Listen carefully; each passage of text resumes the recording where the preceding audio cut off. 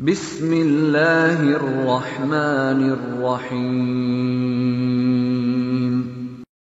Assalamualaikum warahmatullahi wabarakatuh. Kembali lagi dengan Umi Akmal. Kali ini saya akan sharing tentang bagaimana caranya kita kerja sekaligus dapat kenyamanan.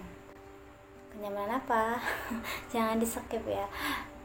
Saya akan sharing tentang gimana kerja bisa dapat fasilitas yang enak seperti itu. Jadi untuk kali ini saya akan sharing tentang gimana dapat kerja sekaligus sama fasilitasnya juga kayak gitu. Ini semua tidak lebih dari berkahnya sholawat kayak gitu. Lagi-lagi sholawat. Pengen fasilitas, pengen dapat kerja, sholawatin aja.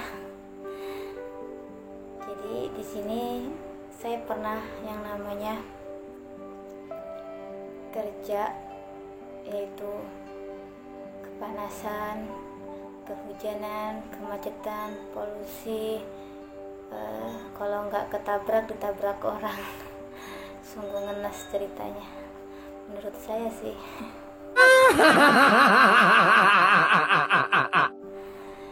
Jadi gini, waktu saya zaman masih kerja, sebelum saya di rumah aja, jadi saya ya yang namanya masih lajang seperti itu, merasakan sedih karena saya harus kerja kepanasan, terus pagi-pagi harus buru-buru deh berangkat, terus udah itu desek-desekan ngejar waktu, habis ngejar waktu nih nyampe kerjaan, gedebuk-gedebuk ngeliatin komputer beberapa dari marketplace yang harus diterima dan dijawab, direspon dan semacamnya. Belum lagi kalau misal nih pulang harus macet-macetan juga, terus polusi juga. Pernah juga jatuh sendiri karena motoran, terus ditabrak juga kayak gitu ya. Penuh lika-liku lah dalam dunia kerja. Dimana dari situ tuh sedihnya saya bawa dengan sholawat, dan terus saya sholawat. Dan setelah saya sholawat itu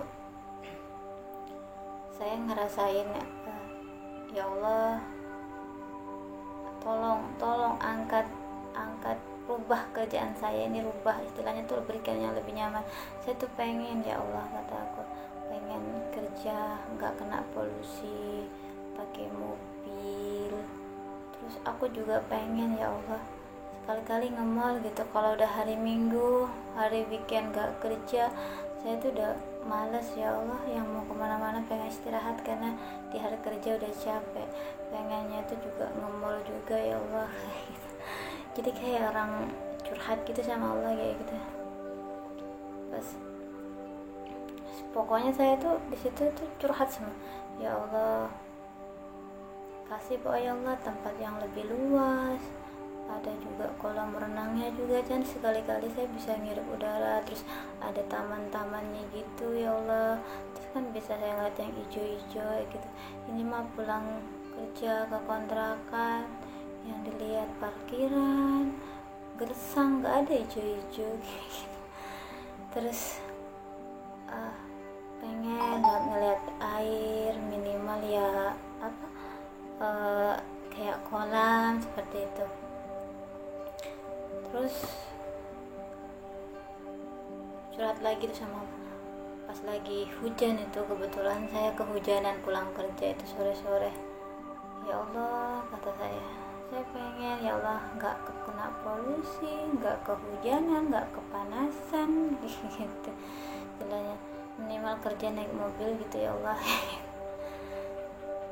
Padahal sebelumnya itu saya tuh naik Grab, ojek online. Alhamdulillah Allah kasih kemudahan bisa beli motor. Pas punya motor ngeluh juga, pengennya ya namanya manusia yang nggak pernah puas sih gitu, pengennya mobilan kayak gitu kan. Terus disitulah tiba-tiba Allah tuh bukan ngabulin permintaan saya, tapi Allah ngasih masalah. Tapi saya ketika dikasih masalah, Allah ada orang yang fitnah saya, dan saya tiba-tiba di PHK tanpa ada SP sama sekali kayak gitu. Dari situ tuh saya tuh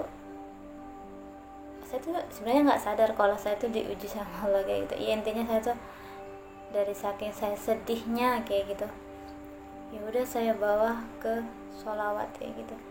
Dari saking saya sedih pengen mengantarkan doa ini cepat dijabah, sebelum saya doa nih, saya awali dulu dengan Al-Fatihah, terus Qul huwallahu ahad, terus lanjut sama ayat kursi, terus saya sholawat, istighfar, terus barulah saya doa, tutup lagi dengan Al-Fatihah. Pokoknya dengan runtutannya saya tuh saking benar-benar tuh udah gemes banget, saking udah hati saya tuh udah sedih banget kayak gitu, karena kayak gitu.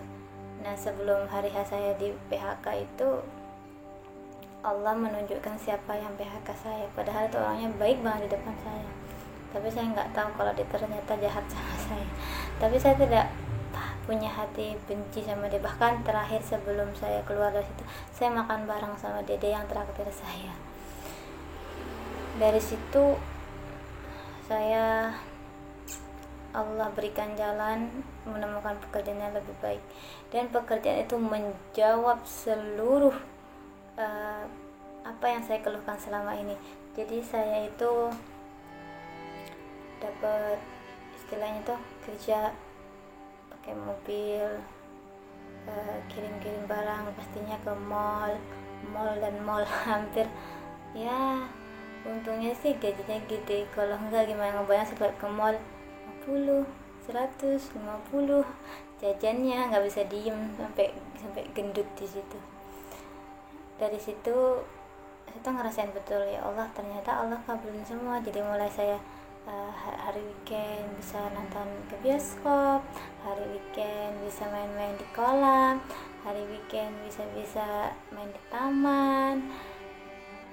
Pokoknya apa yang semua yang saya pengen tuh terjawab di situ kayak gitu. Dan di situ merasakan sampai yang tadinya ngeluh kepanasan, polusi dan semacamnya, hampir di situ saya tuh tidak terpapar sama yang namanya polusi seperti itu. Dari situlah gimana caranya kita kerja tapi dapat kemudahan dan fasilitas kayak gitu.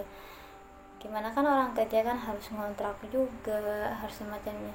Saya alhamdulillah selama saya kerja itu, saya ngontrak itu satu kali, itu pun di satu tempat saya kerja, yang satu tempat kerja doang itu yang saya ngontrak. Untuk yang lainnya itu rata-rata dapat fasilitas mes.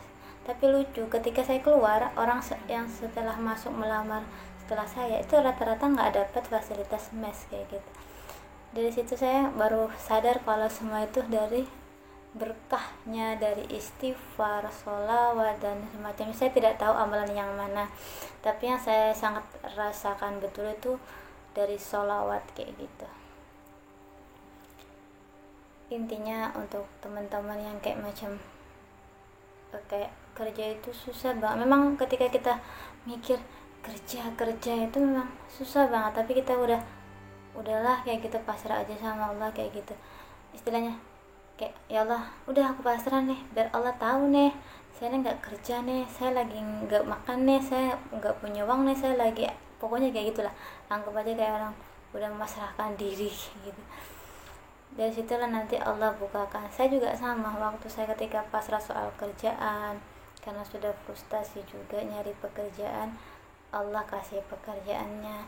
Ya setiap pekerjaan pasti ada masalah di dalamnya, entah mulai dari saya fasilitas, yang awalnya nggak punya motor tiba-tiba harus punya motor, karena kan kalau balik naik Grab itu hampir 600.000 sebulan. Lumayan gaji saya kepotong besar kayak gitu. Tapi alhamdulillah ketika saya kerja berikutnya itu semuanya gajinya bersih kayak gitu, terus tempat tinggal dapat, nonton-nonton dan makan-makan. Istilahnya kerjaan saya tuh kayak macam semua yang saya keluhkan sebelumnya semua terjawab di tempat situ. Cuman hasil endingnya sih yang terakhir ketika tiba-tiba ada terpikir pengen sholawatin rumah dan mobil itu, Allah kayak istilahnya menghadapkan dengan seurusan jodoh. Jadi ketika saya milih, saya mikir kalau memang sih waktu itu udah mau naik istilahnya posisi saya kayak gitu. Jadi dihadapkan antara rezeki sama jodoh. Di situ juga ada campur tangan orang tua yang minta saya selalu menikah. Dari situlah saya mikir, kalau saya berurusan dengan uang terus menerus, kapan saya beribadahnya kayak gitu kan. Bukannya menikah itu salah satu juga ibadah kayak gitu.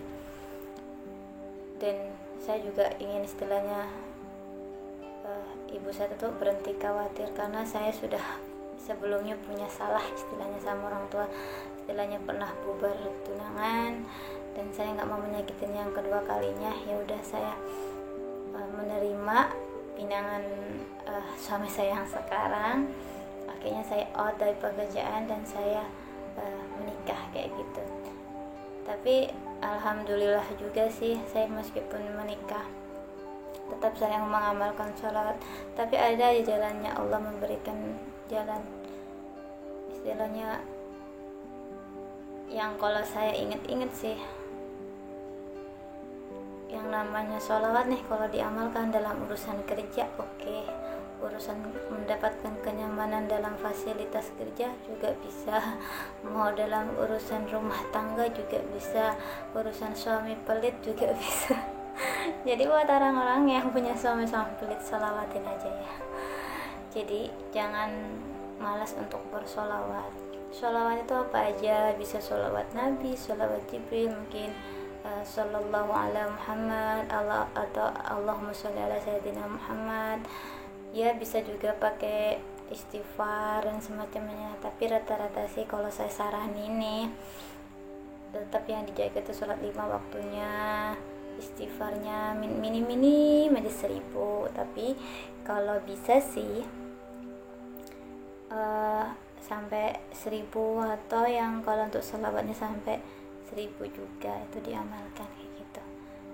Dan saya bersyukurlah kayak gitu, hidup dapat pelajaran kayak gitu. Jadi untuk teman-teman yang lagi bekerja atau karyawan sedang susah, atau bosnya rewel, atau mendapatkan fasilitas kurang nyaman, atau apapun lah keluhan tentang kalian bekerja, ayo bersolawat, minta apa yang diinginkan, insya Allah ada jalannya. Tapi intinya selalu berpikir positif, jangan berburuk sangka sama Allah.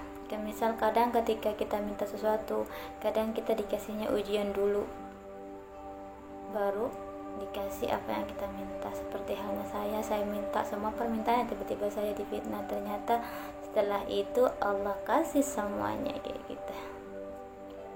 Dari situlah pentingnya kita memperbanyak sholawat.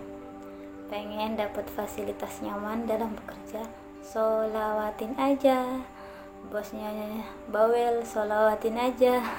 Semuanya sholawatin kayak gitu. Dengan sholawat semuanya beres. Jangan lupa untuk teman-teman yang ada pertanyaan atau bingung cara mengamalkannya, atau ada yang mau konsultasi, atau ada hal-hal yang masih merasa membingungkan apa yang saya jelaskan di video ini, silakan komen, insyaallah saya jawab seperti itu. Terima kasih sudah menonton di video Umi Akmal. Wassalamualaikum warahmatullahi wabarakatuh.